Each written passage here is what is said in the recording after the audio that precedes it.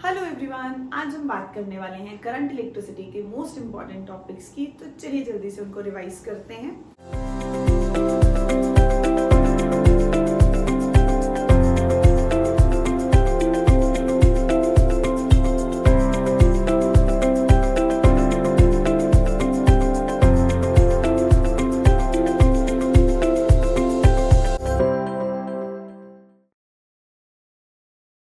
इसमें सबसे पहला टॉपिक हमारे पास है ड्रिफ्ट वेलोसिटी। तो ड्रिफ्ट वेलोसिटी को स्टडी करने के लिए हम एक कंडक्टर कंसिडर करेंगे। उसको हम दो केसेस में स्टडी करेंगे।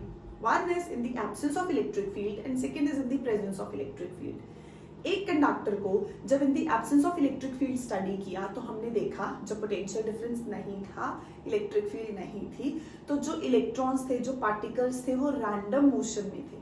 रैंडम मोशन में थे तो उस टाइम जो उनकी एवरेज वेलोसिटी थी वो जीरो हो गई, क्योंकि हमारे पास कोई अगर पार्टिकल इधर पॉइंट कर रहा है, उसी के ऑपोजिट उसको कोई काउंटर करने के लिए सेकंड डायरेक्शन में होगा। तो मींस जो नेट वेलोसिटी है हमारे पास, एवरेज इनिशियल वेलोसिटी है, वो कितनी हो जाएगी? जीरो हो जाएगी। तो average initial means sum of all the particles divided by number of particles, वो कितना हो जाएगा? जीरो हो जाएगा।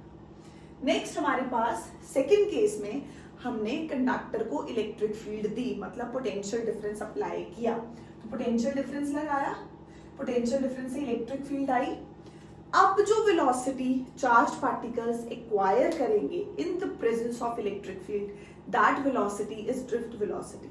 तो ड्रिफ्ट वेलोसिटी क्या है? Velocity acquired by the charge particles under the influence of electric field, that is drift velocity. तो इलेक्ट्रॉन्स जो हमारे पास हैं वो एक डायरेक्शन में अलाइन हो गए, वो नेगेटिव टू पॉजिटिव टर्मिनल की तरफ मूव करना स्टार्ट किए। तो इस टाइम पे जो वेलोसिटी है उसको हम बोल रहे हैं ड्रिफ्ट वेलोसिटी बोल रहे हैं। तो ड्रिफ्ट वेलोसिटी फाइंड करने के लिए हम क्या इक्वेशन यूज करेंगे? First equation of motion. तो मान लो हमारे पास n पार्टिकल्स हैं, यहाँ भी n पार्टिकल्स थे, यहाँ n पार्टिकल्स हैं। तो final velocity is initial plus a into T होता है। यहाँ हम टाउ ले रहे हैं, रिलैक्सेशन टाइम। रिलैक्सेशन टाइम है हमारे पास average time between two successive collisions. तो टाइम इंटरवल जितना लगा बिटवीन टू सक्सेसिव कोलिजन्स, वो हमारे पास क्या है? रिलैक्सेशन टाइम है। अब tau one, tau two, tau n, ये हमारे पास n पार्टिकल्स के लिए रिलैक्सेशन टाइम हो गया। हमने सारे के सारे पार्टिकल्स की वेलोसिटीज को ऐड किया। तो average final velocity, average initial velocity plus a, ये tau one plus tau two plus tau n divided by n हमारे पास बन जाएगा average relaxation time, time interval between two successive collisions. तो ये हमारे पास कितना आ गया? इसको हमने नाम दे दिया टाउ। तो v is equal to u, ये तो हमारा जीरो है, average initial velocity plus a tau. तो अब मेरा चार्ज पार्टिकल किस में है? इलेक्ट्रिक फील्ड में है। हमने पोटेंशियल डिफरेंस अप्लाई किया है तो वो किस में है? इलेक्ट्रिक फील्ड में है। अगर इलेक्ट्रिक फील्ड में है तो इसका मतलब यहाँ पे हमारे पास इलेक्ट्रोस्टैटिक फोर्स लगेगी QE, और क्योंकि वो एक्सेलरेट कर रहे हैं, नेगेटिव टू पॉजिटिव टर्मिनल की तरफ जा रहे हैं, तो mass into acceleration is charge minus E और E। तो MA is equal to minus E into E आ गया। तो यहाँ से A कितना आ गया? Minus E upon M। ये कितना आ गया? Minus E upon M। तो ड्रिफ्ट वेलोसिटी कितनी आ गई? Minus E vector tau upon M। Negative sign shows the opposite direction of drift velocity as well as electric field. तो ड्रिफ्ट वेलोसिटी और इलेक्ट्रिक फील्ड की ऑपोजिट डायरेक्शन रिप्रेजेंट करता है ये नेगेटिव साइन। तो ये एक टॉपिक था ड्रिफ्ट वेलोसिटी। दो केसेस लिए, in the absence of electric field, in the presence of electric field. हमारे पास यहाँ पे v is equal to u plus at लगाया हमने n पार्टिकल्स के लिए। तो एवरेज इनिशियल वेलोसिटी जीरो है। एक्सेलरेशन हमने निकाली कि जो एक्सेलरेटिंग फोर्स है that is balanced by the electrostatic force.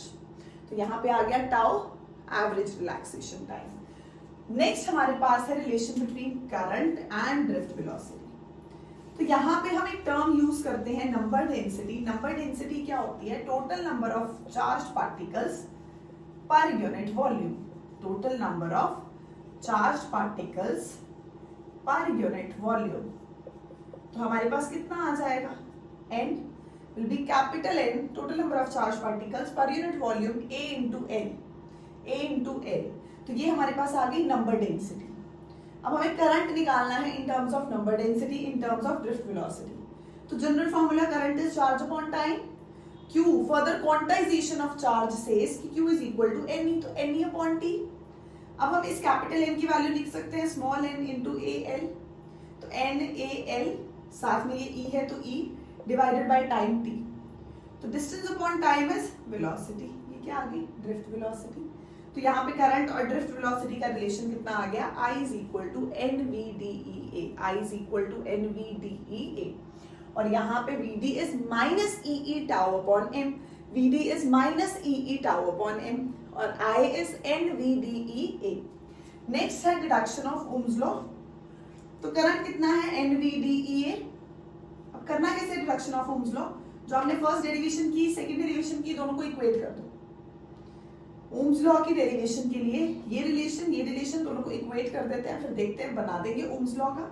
तो I is equal to NVDEA, VD की वैल्यू पुट कर दी EE tau upon M, in magnitude put की है हमने, तो VD will be EE tau upon M।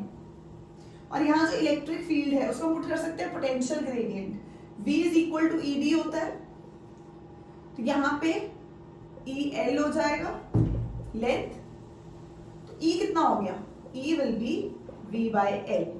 Electric field will be potential difference divided by length, potential difference divided by distance. तो इसको क्या बोलते हैं, पोटेंशियल ग्रेडियंट। किसी भी चीज को डिस्टेंस से डिवाइड कर दो तो उसका ग्रेडियंट बन जाता है। तो E is V by L, यहाँ पुट कर दिया E is V by L, तो ये बन गया NE square V by L tau A।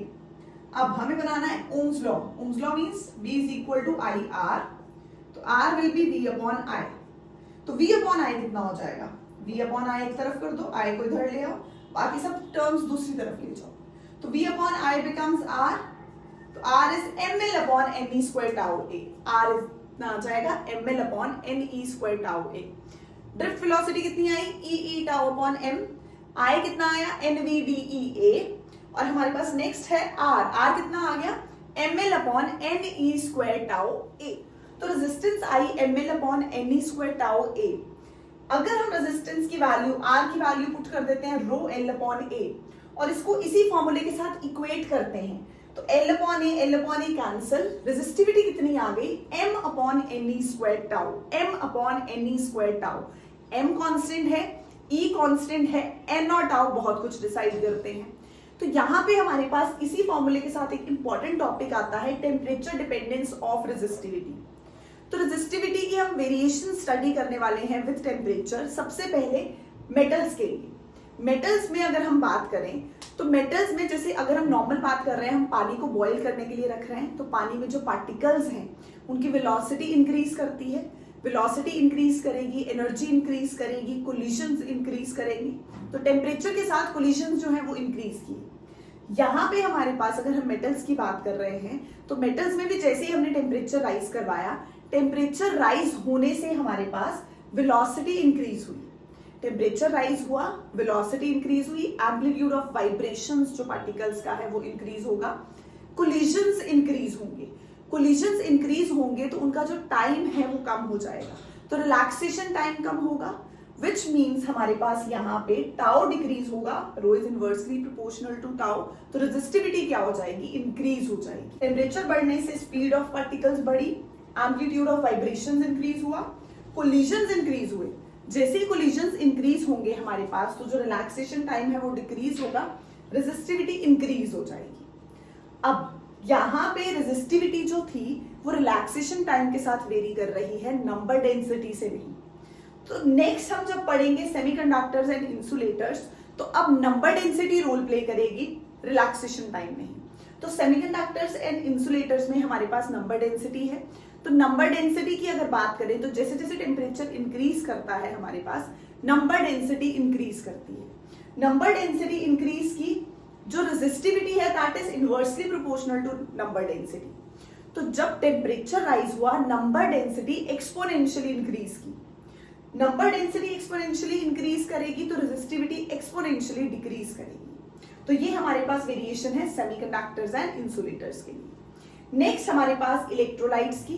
तो जैसे जैसे टेम्परेचर इंक्रीज करता है, टेम्परेचर इंक्रीज करेगा तो यहाँ पे जो विस्कस फोर्स है वो डिक्रीज करती है, जो इंटरैक्शन है आयंस की वो इंक्रीज करती है। तो मींस कंडक्टिविटी इंक्रीज की और रेजिस्टिविटी क्या कर जाएगी, डिक्रीज कर जाएगी। टेम्परेचर इंक्रीज करने से आयनिक इंटरैक्शंस इंक्रीज होंगी, लेकिन जो हमारे पास हम बोल रहे हैं विस्कस फोर्स है वो कम हो रही है, तभी इंटरैक्शंस बढ़ रही है, विस्कोसिटी कम हो रही है, जो फ्रिक्शन है वो कम हो रहा है। तो मींस हमारे पास विस्कस फोर्स कम हुई, इंटरैक्शंस बढ़ी, मींस कंडक्टिविटी बढ़ी, बट रेजिस्टिविटी क्या हो जाएगी, डिक्रीज हो जाएगी। तो ये थी temperature dependence of resistivity metals के लिए, सेमीकंडक्टर्स इंसुलेटर्स के लिए और इलेक्ट्रोलाइट्स के लिए। इनकी वेरिएशन के साथ हमने इनके ग्राफ्स बहुत अच्छे से करने हैं। जैसे हमारे पास मेटल्स में आता है कॉपर का, तो रेजिस्टिविटी कॉपर की विद टेम्परेचर, कॉपर के लिए हम ग्राफ प्लॉट करते हैं। नेक्स्ट हमारे पास नाइक्रोम, एलॉयज की वैसे जनरली हाई रेजिस्टिविटी होती है। अगर हम नाइक्रोम के लिए देखते हैं तो नाइक्रोम की वीक डिपेंडेंस है टेम्परेचर के साथ, while manganese almost independent of temperature. Copper के लिए, नाइक्रोम के लिए, बट जो हमारे पास मैंगनीन है that is almost independent of temperature. तो हमारे पास जब हम कंपेयर करते हैं एब्सोल्यूट जीरो टेम्परेचर पे प्योर मेटल के साथ किसी एलॉय को, तो जो प्योर मेटल है उसकी नेग्लिजिबली स्मॉल रेजिस्टिविटी होती है, लेकिन एब्सोल्यूट जीरो पे जो एलॉयज हैं उनकी सम रेजिड्यूल रेजिस्टिविटी की वैल्यू हमारे पास होती है। तो ये बहुत अच्छा डिफरेंस है दोनों के बीच में, प्योर मेटल और एलॉय के बीच में।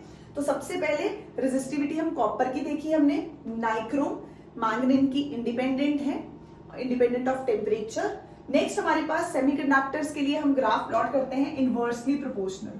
तो इनवर्सली ये अच्छे से लर्न करने हैं, इनवर्सली का ग्राफ है सिलिकॉन के लिए बनाने के लिए आ जाता है। तो रेजिस्टिविटी वर्सेस टेम्परेचर कर्व्स हो गए। Next current density. Current density क्या है, current per unit area. Current density को J से रिप्रेजेंट करते हैं, करंट पर यूनिट एरिया। अब हमें रिलेशन डिराइव करना है J is equal to sigma E या J is equal to E by rho. तो यहाँ पे हमारे पास अगर हम I की वैल्यू पुट कर दे NVDEA, फिर से वही करने वाले हैं जो हमने यहाँ पे किया था। हमने क्या बोला था डिडक्शन ऑफ ओम्स लॉ में, जो हमने करंट का रिलेशन निकाला है ड्रिफ्ट वेलोसिटी के साथ, और जो ड्रिफ्ट वेलोसिटी निकाली है उसको यहाँ पुट कर दो दोनों को। सिमिलरली यहाँ होगा, बट फॉर्मूला चेंज हो गया, किसमें पुट कर रहे हैं, करंट डेंसिटी में। तो current density is current per unit area, current को पुट कर दिया NVDEA और VD is EE tau upon M। तो यहाँ पे पहले पुट किया NVDEA, अब VD को पुट कर देंगे EE टाउ अपॉन M। यहां से हमारे पास बन गया NE square E tau upon M। Resistivity कितनी है, M upon NE square tau, M upon NE square tau. तो क्या बन गया, J is equal to E upon rho. हमने क्या किया, फॉर्मूला लगाया करंट पर यूनिट एरिया, उसमें I की वैल्यू NVDEA ये वाली, और उसमें VD EE tau upon M। वहां से हमारे पास रेजिस्टिविटी बन गई rho. Reciprocal of resistivity is conductivity, तो क्या आ जाएगा, J is equal to sigma E। तो ये भी एक इंपॉर्टेंट रिलेशन है जो हमने प्रूव किया। नेक्स्ट अब हमारे पास इसमें आ जाते हैं इंपॉर्टेंट सेल्स। तो सेल्स में हम क्या स्टडी करते हैं, सबसे पहले सेल्स में हमारे पास हमें रिलेशन पता होना चाहिए।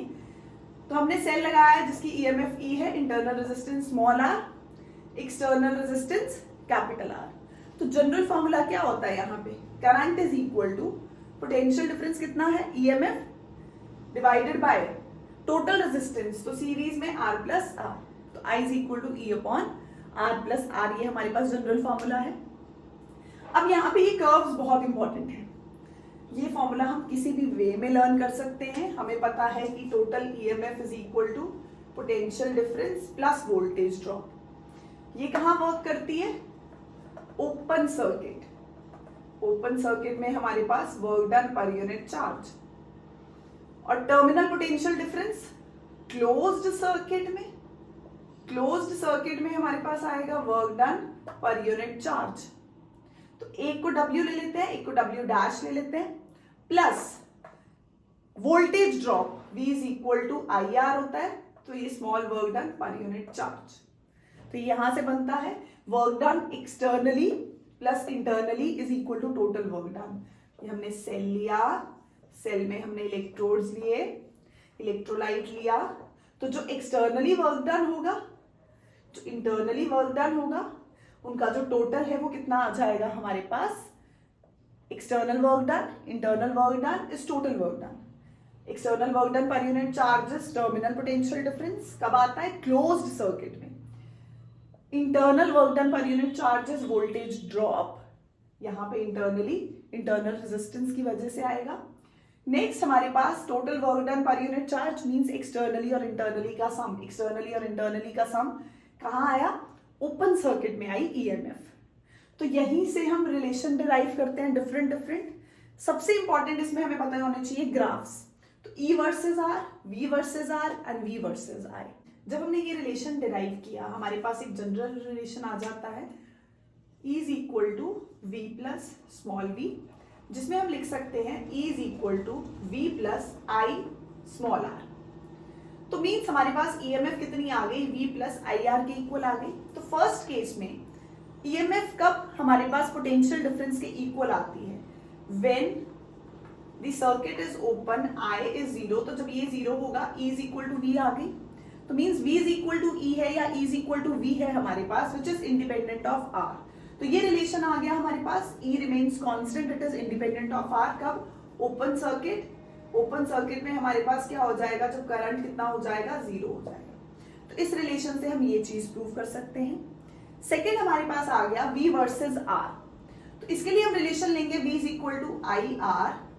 I की वैल्यू हम पुट कर सकते हैं E upon R plus R और साथ में ये R। अब ये R को नीचे लेके आते हैं तो क्या बन गया? E 1 plus R upon R। क्या आ गया हमारे पास? V is equal to E upon 1 plus R upon R। तो इसमें 3 केसेस लेंगे। एक बार R को 0 पुट करेंगे, एक बार R को स्मॉल r इंटरनल रेजिस्टेंस के इक्वल पुट करेंगे और एक बार R को इंफिनिटी लेंगे। तो फिर से अगर अब हम यहाँ पे पहली चीज कर रहे हैं, V इज इक्वल टू हमारे पास रिलेशन कितना आया? E upon 1 plus small r upon capital R। अब इसमें हमारे पास अगर हम स्मॉल r को पहले तो when r is 0, when r is small r, when r is infinity. r 0 मतलब E भी 0 हो जाएगा हमारे पास। कितना आ गया? फर्स्ट केस आ गया ये। तो पहली चीज हमने ली थी ये वाला रिलेशन E R, तो R 0, तो V इज इक्वल टू कितना आ गया? 0। तो मीन्स ये फर्स्ट पॉइंट है। सेकेंड हम लेंगे R इज स्मॉल r, तो ये भी स्मॉल r हो गया, ये कैंसिल हो गया, हमारे पास 1 प्लस 1 2 आ गया। तो V कितना आ जाएगा? E by 2। यहाँ V कितना आया? 0। Now when R approaches to infinity, अब अगर ये इंफिनिटी हो गया तो V भी कितना हो जाएगा हमारे? तो मीन्स ये हमारे पास वैल्यू आ गई तीनों के लिए और हमने इसको यूज करके कर्व प्लॉट कर दिया। तो फर्स्ट में हमने क्या बोला? ओपन सर्किट है तो नॉर्मल रिलेशन में पुट किया, this is independent of R। Second में हमने एक बार R को 0 पुट किया, एक बार R को R लिया, थर्ड R इंफिनिटी लिया। तो हमारे पास ये डिफरेंट वैल्यूज आ गई। थर्ड है हमारे पास V वर्सेस I। तो उसके लिए हम क्या यूज करेंगे? फिर से उसके लिए भी हमारे पास वही रिलेशन दोबारा से आ जाएगा, E is equal to V plus small v, which means हमें चाहिए V वर्सेस I। तो क्या हम लिख सकते हैं? V is equal to E minus V, या हम लिख सकते हैं V is equal to E minus IR, और हम इसको और ठीक करें तो V is equal to minus IR plus E। Compare करो, Y is MX plus C। x कितना होगा? x एक्सिस पे I है तो x एक्सिस पे I हो गया, उसके अलावा क्या बचा? Minus R। तो स्लोप m आ गया माइनस R, और y एक्सिस पे v, x एक्सिस पे I, और स्लोप जो हमारे पास आया वो आया माइनस R। तो ये हमारे पास ग्राफ है V वर्सेस I, किसके लिए? सेल्स के लिए। मोस्टली बच्चे ये प्लॉट कराते हैं, ओम्स लॉ ना, ये नहीं है। सेल्स के लिए हमारे पास क्या आ जाएगा? इस मेथड को यूज करेंगे, स्लोप इंटरसेप्ट फॉर्म लगाएंगे, वहां से हमारे पास m आएगा which is minus R। Next हमारे पास सेल्स इन सीरीज और cells in parallel. Cells in series का जनरल फॉर्मूला क्या है हमारे पास? अगर हम दो सेल्स सीरीज में लेते हैं तो E1 E2, तो general formula is E1 plus E2। ये है E equivalent, R equivalent will be R1 plus R2। यहाँ हमने n सेल्स लिए हैं सीरीज में, सीरीज में है, एक्सटर्नल रेजिस्टेंस R के साथ कनेक्टेड है। तो हमारे पास I कितना होगा? I will be total EMF divided by total resistance. तो ये जो टोटल EMF है वो कितनी होगी? एक सेल की अगर E है, n सेल्स ऐड हो रहे हैं तो E प्लस E कितने टाइम्स? n times. तो कितनी बन गई? NE divided by R plus R कितने टाइम्स, एन टाइम्स, तो एन आर आर के साथ सीरीज में है तो R1 प्लस R2, तो आई कितना आ गया N E upon R plus N R. Next हमारे पास सेल्स अगर पैरेलल में होंगे तो m सेल्स लिए हैं पैरेलल में, तो पैरेलल में ईएमएफ तो सेम रहती है, तो सबकी ईएमएफ ई हो गई, तो I will be E upon एक की रेजिस्टेंस आर है, हमें n के लिए निकालनी है तो 1/r plus 1/r plus 1/r कितने टाइम्स, m टाइम्स, तो r बाय m हो जाएगी, तो means r plus r by m। तो अब नॉर्मल एलसीएम लेंगे और हमारे पास आ गया I is equal to M E upon M R plus R, series के लिए पैरेलल के लिए। अब ले रहे हैं मिक्स्ड ग्रुपिंग, तो मिक्स्ड ग्रुपिंग में हमने ये बोला इतने सारे सेल्स हैं सीरीज में कनेक्टेड हैं, तो ये हमारे पास n सेल्स हैं एक में और कितनी रोज है, m रोज है। तो एक के लिए हम सबसे पहले निकालते हैं ईएमएफ कितनी होगी, E plus E n times N E, R plus R कितने टाइम्स एन आर, सिमिलरली नीचे तक जाएगी वैल्यू तो एन ई और एन आर। तो जब हम लेंगे टोटल करंट वो कितना होगा, पैरेलल में पोटेंशियल सेम रहता है तो N E divided by total resistance, तो ये N R 1/nr plus 1/nr plus 1/nr, यहाँ तो कितना था 1/r, अब मान लो इसकी जगह आ गया 1/nr कितने टाइम्स, m टाइम्स, तो ये पहले आएगा m/nr, फिर रेसिप्रोकल करेंगे तो क्या आ जाएगा nr/m प्लस एक्सटर्नल रेजिस्टेंस। जब एलसीएम लेते हैं बन जाता है mne अपॉन mr प्लस nr। तो इसमें ये इंपॉर्टेंट कंडीशन है बहुत, for current to be maximum, current अगर मैक्सिमम करना है तो उसके लिए ये जो हमारी मिनिमम वैल्यू डिनोमिनेटर की वैल्यू है ये मिनिमम कर दें, अगर इसको मैक्सिमम करना है this is inversely proportional to this value, इसको मिनिमम कर दें, इसको मिनिमम किया हमने, इसको मिनिमम करेंगे M R plus N R 0 किया तो हमारे पास कैपिटल आर की वैल्यू कितनी आ गई nr/m। तो अगर आप चाहते हो करंट मैक्सिमम हो मिक्स्ड ग्रुपिंग में तो एक्सटर्नल रेजिस्टेंस कितनी होनी चाहिए, जितनी इक्विवेलेंट रेजिस्टेंस है इंटरनल रेजिस्टेंस है, तो ये और ये आपस में इक्वल होंगे अगर, तो हमारे पास जो करंट है वो कितना हो जाएगा, मैक्सिमम हो जाएगा। तो मतलब अगर external resistance is equal to equivalent internal resistance तो कितना होगा, मैक्सिमम करंट फ्लो करेगा। नेक्स्ट इंपॉर्टेंट टॉपिक हमारे पास किरचॉफ के दो लॉज, तो फर्स्ट लॉ क्या बोलता है हमारे पास, टोटल करंट इज 0, इसको हम जंक्शन रूल बोलते हैं, मींस इनकमिंग करंट और आउटगोइंग करंट क्या होगा, sum of all the incoming current is equal to sum of all the outgoing currents. इसको हम law of conservation of charge भी बोलते हैं, इसको करंट लॉ भी बोलते हैं क्योंकि incoming current is equal to outgoing current, और इसको जंक्शन रूल भी बोलते हैं। नेक्स्ट हमारे पास सिग्मा v इज 0, मतलब टोटल पोटेंशियल डिफरेंस कितना हो जाएगा 0 कंप्लीट लूप में, तो इसको लूप रूल भी बोला जाता है, मेश रूल भी बोला जाता है, या वोल्टेज लॉ भी बोलते हैं, and it is law of conservation of energy. तो इन पे बेस्ड क्वेश्चंस बहुत अच्छे से करके जाइए, सेल्स बहुत अच्छे से करके जाओ। चलिए बाय।